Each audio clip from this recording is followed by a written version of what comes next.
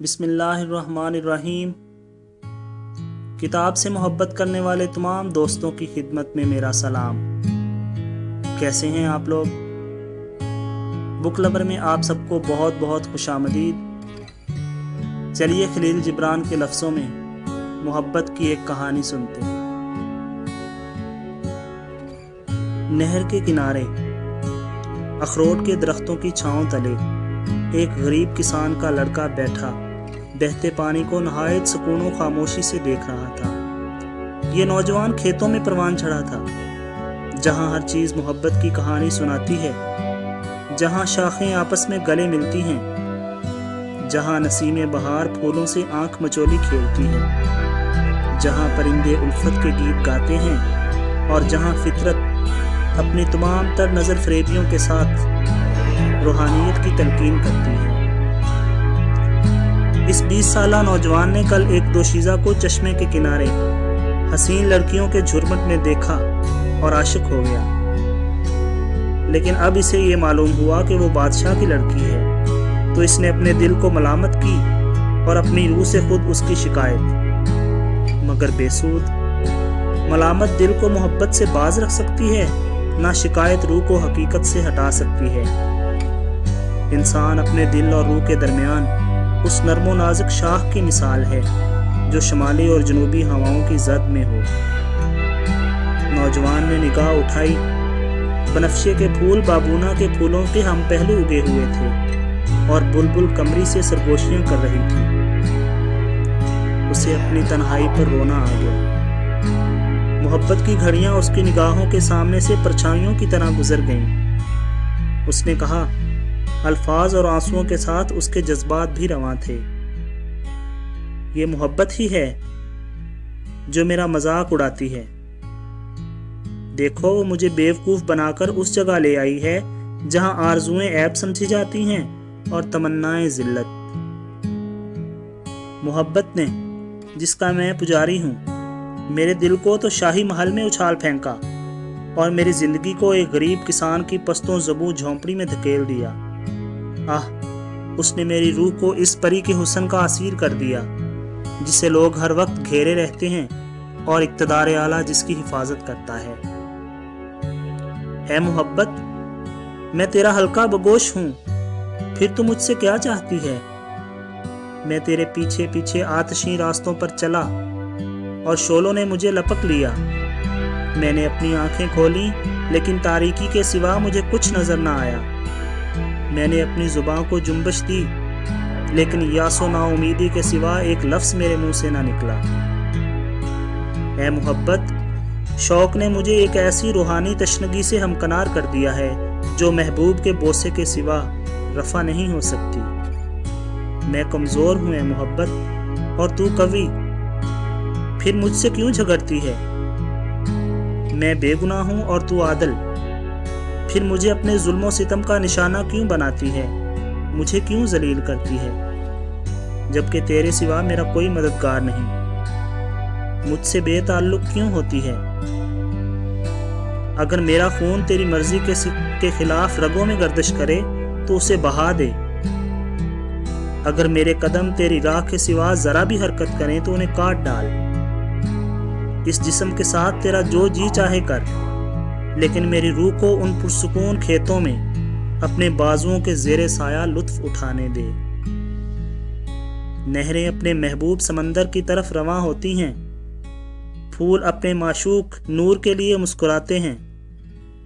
बादल अपनी इरादतमंद वादी में उतरते हैं। लेकिन मैं, जिसकी बिप्ता से नहरें वाकिफ हैं, न फूल और बादल, खुद को अपने गम में तन्हा और अपनी मोहब्बत में अकेला पाता हूँ। उससे दूर, जो मुझे अपनी बाप की फौज का सिपाही बनाना पसंद करेगी, ना अपने महल का खादिम। नौजवान थोड़ी देर के लिए खामोश हो गया। गोया नहर की नगमा आगी रवानी और शाखों के पत्तों की लतीफ सिरसराहट से गुफ्तगू का सलीका सीखना चाहता हो। उसने दोबारा कहना शुरू किया, वो कि मैं तेरे नाम से इस कदर मरूब व खाइफ हूँ कि तुझे तेरा नाम लेकर पुकार भी नहीं सकता। اے شان و شکوہ کے پردوں اور عظمت و جلال کی دیواروں میں مجھ سے چھپنے والی، اے وہ حور بقا کی ابدیت کے سوا جہاں ہر طرف مساوات ہی مساوات ہے، میں تجھ سے ملنے کا تصور بھی نہیں کر سکتا۔ اے وہ کہ تلواریں تیری اطاعت کرتی ہیں، گردنیں تیرے سامنے خم ہوتی ہیں، اور خزانوں اور عبادت گاہوں کے دروازے تیرے لیے کھلے ہیں۔ تو نے میرے دل پر قبضہ کر لیا جسے محبت نے مقدس کیا تھا، میری روح کو اپنا غلام بنا لیا ہے جسے اللہ نے شرف و امتیاز بخشا تھا، اور میری عقل کو پرچا لیا ہے جو کل تک ان کھیتوں کی آزاد فضاؤں میں بے فکر تھی لیکن آج محبت کی زنجیروں میں قید ہے۔ اے حسین دوشیزہ، جب میں نے تجھے دیکھا تو اپنی تخلیق کی غایت کو پا لیا، لیکن جب میری نظر تیری بلندی اور اپنی پستی پر گئی تو مجھے معلوم ہو گیا کہ فطرت کے کچھ راز ہیں جو انسان کی سمجھ میں نہیں آ سکتے، اور کچھ راستے ہیں جو روح کو ایسے مقام پر لے جاتے ہیں جہاں محبت انسانی قانون سے بالا تر ہو کر حکومت کرتی ہے۔ اے غزال رانا، جب میں نے تیری مست انکھڑیاں دیکھیں تو مجھے یقین ہو گیا کہ یہ زندگی ایک جنت ہے اور انسان کا دل اس کا دروازہ، لیکن جب تیری عظمت اور اپنی ذلت کو آپس میں گتھم گتھا ہوتے پایا تو جان لیا کہ یہ زمین میرا وطن نہیں ہو سکتی۔ اے حسن و جوانی کے پیکرے لطیف، جب میں نے تجھے حسین لڑکیوں کے جھرمٹ میں بیٹھے دیکھا جیسے پھولوں میں گلاب، تو گمان کیا کہ میرے خوابوں کی دلہن نے انسانی قالب اختیار کر لیا ہے، لیکن جب مجھے تیرے باپ کی بزرگی اور مرتبے کا علم ہوا تو میں سمجھ گیا کہ گلاب کا پھول توڑنے سے پہلے ان کانٹوں سے سابقہ پڑتا ہے جو انگلیوں کو زخمی کر دیتے ہیں۔ ہاں میری سمجھ میں آ گیا کہ جو کچھ خواب جمع کرتے ہیں بیداری اسے منتشر کر دیتی ہے۔ نوجوان اٹھا اور ان الفاظ میں یاس و ناامید کی تصویر کھینچتا ہوا شکستہ دلی اور بے دمی کے ساتھ چشمے کی طرف روانہ ہوا۔ اے موت، آ اور مجھے زندگی کی قید سے چھڑا لے، وہ سرزمین جہاں کانٹے پھولوں کا گلا گھونٹتے ہوں رہنے کے قابل نہیں۔ آ اور مجھے اس زمانے سے نجات دے جس میں محبت کو عظمت کی کرسی سے اتار کر اس کی جگہ دنیاوی عزت کو بٹھا دیا گیا ہے۔ مجھے آزاد کر اے موت، دو محبت بھرے دلوں کی ملاقات کے لیے آغوش ابد اس دنیا سے کہیں زیادہ موزوں ہے۔ وہاں میں اپنی محبوبہ کا انتظار کروں گا اور وہیں ہم دونوں ملیں گے۔ جب وہ چشمے پر پہنچا تو شام ہو چکی تھی اور سورج نے اس کھیت سے اپنی سنہری چادر سمیٹنی شروع کر دی تھی۔ حسین شہزادی کے قدموں تلے روندی ہوئی زمین پر بیٹھ کر وہ رونے لگا۔ اس نے اپنا سر سینے کی طرف جھکا لیا گویا قلب گریزاں پر قابو پانا چاہتا ہو۔ اسی اثنا میں درختوں میں سے ایک دوشیزہ سبزے کو اپنے دامنوں سے نہال کرتی ہوئی نمودار ہوئی۔ وہ نوجوان کے پہلو آ کھڑی ہوئی اور اپنا نرم و نازک ہاتھ اس کے سر پر رکھ دیا۔ نوجوان نے گھبرا کر نظر اٹھائی، اس سونے والے کی طرح جسے سورج کی شعاؤں نے بیدار کر دیا ہو۔ اس نے دیکھا شہزادی سامنے کھڑی ہے۔ وہ گھٹنوں کے بل کھڑا ہو گیا جس طرح موسیٰ علیہ السلام طور کی چوٹی پر اپنی محبت کا جلوہ روشن دیکھ کر کھڑے ہو گئے تھے۔ اس نے کچھ کہنا چاہا لیکن اس کی زبان نے جواب دے دیا اور اشک آلود آنکھوں نے زبان کا فرض ادا کیا۔ دوشیزہ نے اسے گلے لگایا، ہونٹوں اور آنکھوں کو بوسہ دیا اور بانسری سے زیادہ شیریں آواز میں بولی، میرے محبوب، میں نے تجھے خوابوں میں دیکھا ہے، تنہائیوں میں تمہارے تصور سے جی بہلایا ہے۔ تم میری روح کے رفیق ہو جسے میں نے گم کر دیا تھا۔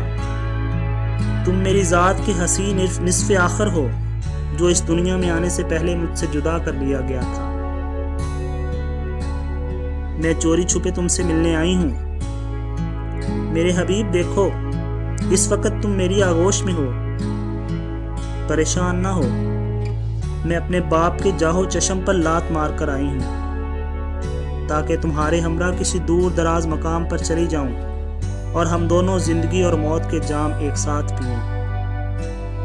اٹھو میرے پیارے، ہم انسانوں سے دور، بہت دور کسی ویرانے میں چلے۔ وہ دونوں ایک دوسرے کو چاہنے والے درختوں میں سے ہو کر کہیں چلے گئے۔ رات کے پردوں نے انہیں روپوش کر دیا تھا اور بادشاہ کی قوت اور ظلمت کی پرچھائیوں سے وہ بے خوف ہو کر چلے جا رہے تھے۔ شاہی جاسوسوں کو شہر کے آس پاس 2 انسانی ڈھانچے ملے، جن میں سے ایک کے گلے میں ہار تھا۔ قریب ہی ایک پتھر پڑا تھا جس پر یہ لفظ لکھے تھے: ہمیں محبت نے ملایا ہے، پھر کون ہے جو ہمیں جدا کر سکے؟ ہمیں موت نے اپنی پناہ میں لیا ہے، پھر کون ہے جو ہمیں اس کی پناہ سے نکال سکے؟